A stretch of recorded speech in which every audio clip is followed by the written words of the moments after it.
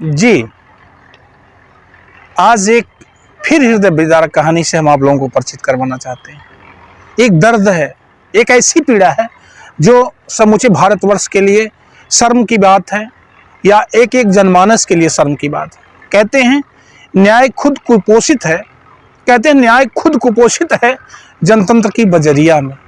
एक बहुत पहले ये गीत आया था, मैंने सुना था, इसकी पहली लाइन मुझे याद है, बिरहा के किसी कलाकार ने गाया था इस गीत को कि न्याय खुद कुपोषित है जनतंत्र की बजरिया में। यानी समय समय पर जहाँ ये जनतांत्रिक व्यवस्था है, लोकतंत्र की व्यवस्था है भारत में, तहाँ समय समय पर न्याय भी इसके शिकंजे में फंस जाता है। यानी कहीं ना कहीं से हमारा तंत्र डिस्टर्ब है। आइए एक चर्चा हम आपसे करना चाहते हैं। सोशल मीडिया पर एक चिट्ठी वायरल हो रही है। उस चिट्ठी को पढ़ने के बाद तमाम सोशल मीडिया के कर्मी साथियों ने अपनी एक्टिविटी दिखाई है, अपनी चैतन्यता को खोला है और उस चिट्ठी का कारण जानने की पूरी कोशिश करी है। लोग दौड़ दौड़ करके उस चिट्ठी का रीजन निकाल करके आप तक भेजना चाह रहे हैं।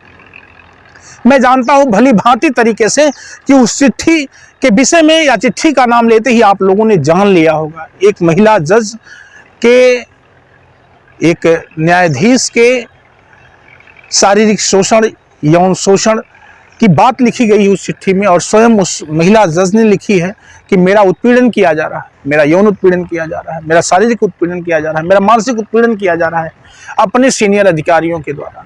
कितने शर्म की बात है।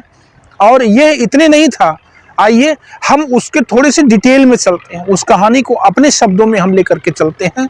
और मुझे भरोसा है कि जैसी आप लोग मुझसे अपेक्षा रखते हैं, हम उसी तरह की शैली में आप लोगों तक ये बात रखेंगे।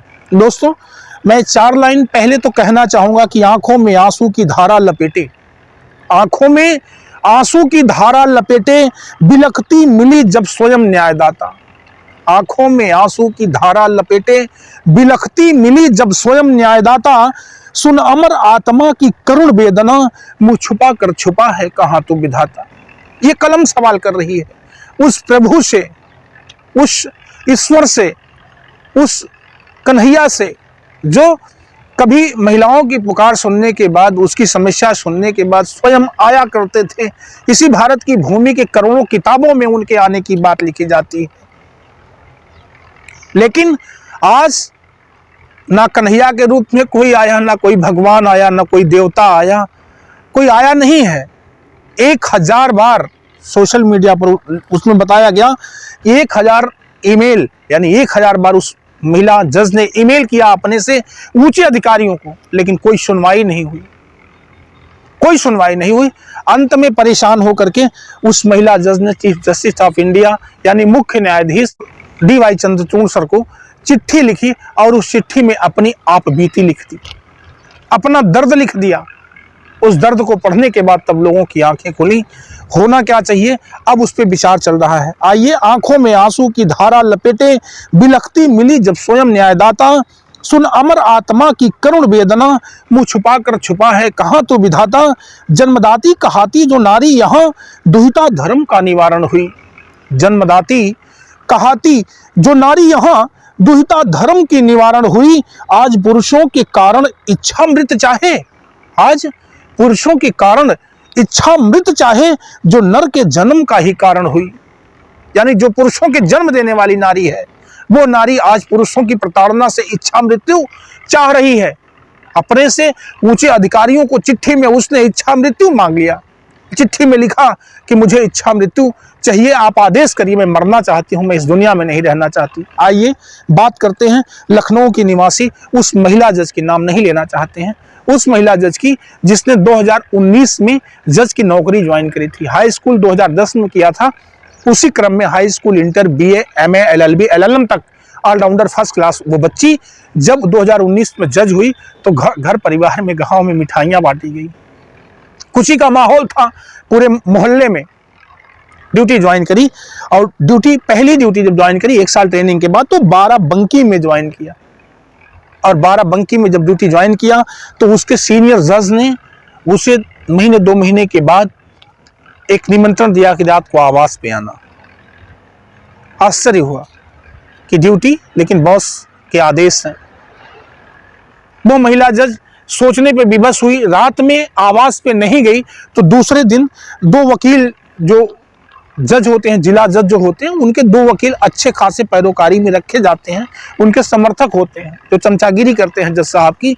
ऐसे में 2 वकील, एक रितेश मिश्रा, एक मोहन सिंह, उस महिला जज के पास जाते हैं और बोलते हैं कि कल जज साहब ने आपको बुलाया था, आप गई नहीं, जाकर के मिल लो, सुनो क्या कहना चाहते हैं। आखिर में परिणाम क्या हुआ, उस चिट्ठी में उस महिला ने जो लिखा है उसको सुनने के बाद आंखों में आंसू आ जाते हैं। उस चिट्ठी का थोड़ा सा अंश भी पढ़ करके हम आपको सुनाएंगे। लेकिन जब वो पूरी तरह से जान गई कि इन वकीलों का ग्रुप और जज साहब की मिली भगत से मुझे प्रताड़ित किया जा रहा है, 1 बार 2 बार 4 बार 10 बार 20 बार जब टॉर्चर किया गया, तब उसने अपनी अपील यानी अपनी समस्या अपने से ऊंचे अधिकारियों को बताना शुरू करी। 1 बार नहीं, 2 बार नहीं, 3 4 5 10 बार नहीं, 1000 बार, जो पेपर की रिपोर्ट है, यूट्यूब चैनलों की रिपोर्ट है, जो उसके चिट्ठी की रिपोर्ट है, उस चिट्ठी की रिपोर्ट के मुताबिक 1000 बार उसने लगभग मेल किया है अपने से ऊंचे अधिकारियों तक, यहां तक कि हाई कोर्ट, सुप्रीम कोर्ट तक उसने मेल किया। और एक मेल पर उसकी सुनवाई भी हुई तो 8 सेकंड मात्र बोलने का मौका उसे दिया गया। इसके बाद उसके मुकदमे को खारिज कर दिया गया। इस मुकदमे की अगर जांच भी लगाई गई तो उसके उसी जज को जांच दी गई जो जज उसके साथ बदतमीजी किया हुआ था।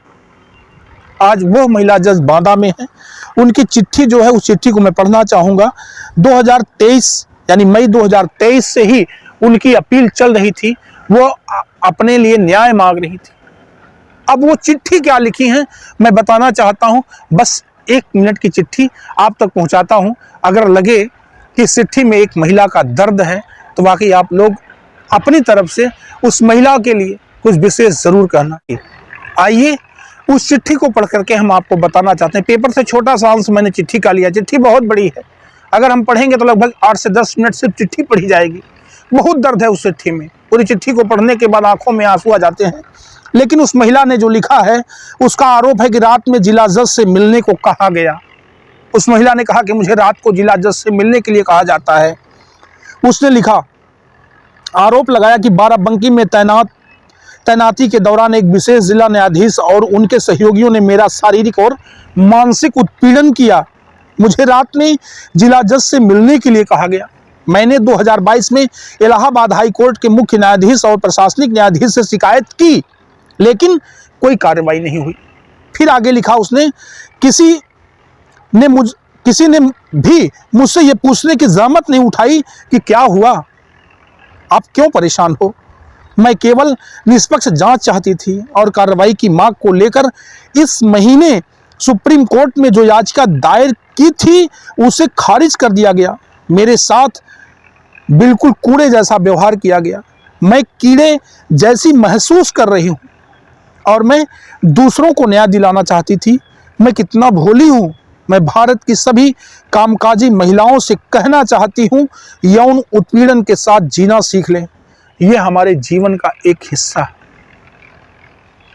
कितना दर्द है, कितनी पीड़ा है कि उस महिला जज ने स्पष्ट रूप से पूरे भारतवर्ष की महिलाओं से अपील किया कि यौन उत्पीड़न के साथ जीना सीख लो। ये हमारे जीवन का एक हिस्सा है। ये उस नारी की आवाज है जिस नारी ने पुरुष को पैदा किया, जन्म दिया, जन्मदात्री कहती है।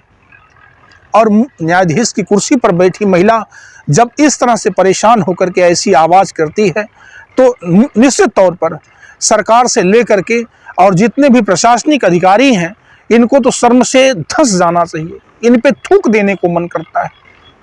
विधायक, अभी एक हाल ही का मामला एक आया है, एक विधायक बलात्कारी हुआ, अपनी बेटी की उम्र के बच्ची के साथ उसने छेड़छाड़ करी है, उसकी सजा कोर्ट ने उसे दी। ऐसे ऐसे लोग हैं जो रक्षा के लिए, हमारी सुरक्षा के लिए, हमारे प्रतिनिधित्व के लिए आगे जाते हैं, कुर्सी तक जाते हैं, अधिकारी बनते हैं, लेवल तक जाते हैं और फिर वहां पर पहुंचने के बाद उनकी मानसिकता में कितना जहर घुलता है। ऐसे में उस महिला जज को कैसा न्याय मिलना चाहिए, क्या व्यवहार उन लोगों के साथ होना चाहिए। कितना दर्द है, कितनी पीड़ा है। सुन करके ये सारे वृतांत जब सुनते हैं हम, लगातार इस तरह की रिपोर्टिंग को देखते पढ़ते सुनते हैं, आंखें नम हो जाती हैं। मैं पुनः उस महिला जज के लिए न्याय की मनः अपील करता हूँ, ईश्वर से कामना करता हूँ कि उसके साथ न्याय हो। और ये रिपोर्ट, वो चिट्ठी जहाँ पहुँची है, जो हमारे देश के मुख्य न्यायाधीश हैं DY चंद्रचूड़ सर, उनके पास पहुँची है। अपनी शैली में हम उनसे निवेदन लगाना चाहेंगे कि निश्चित तौर पर जिस तरह से आपका काम अब तक दुनिया भर में निष्पक्षता की गवाही दे रहा है, उसी तरह से इस महिला जज के लिए भी आप निष्पक्ष कुछ बड़ा फैसला लेंगे और दोषियों को जो उचित दंड होना चाहिए, खास तौर से ऐसे दोषी जो इतने बड़े लेवल पर बैठ करके अगर अपराध करते हैं तो इन्हें तो मृत्यु दंड होना चाहिए। जैसे अभी देखिए, एक विधायक, जो बलात्कारी विधायक एक अपराध किया है, उसे तो 25 साल की सजा हुई, 10 लाख का जुर्माना हुआ। मैं तो चाहता था कि उसे मौत की सजा होनी चाहिए थी। तो निश्चित तौर पर इस लेवल पर बैठा अधिकारी अगर कोई अपराध करता, कोई गलती करता है, उसे एक बड़ा दंड होना चाहिए।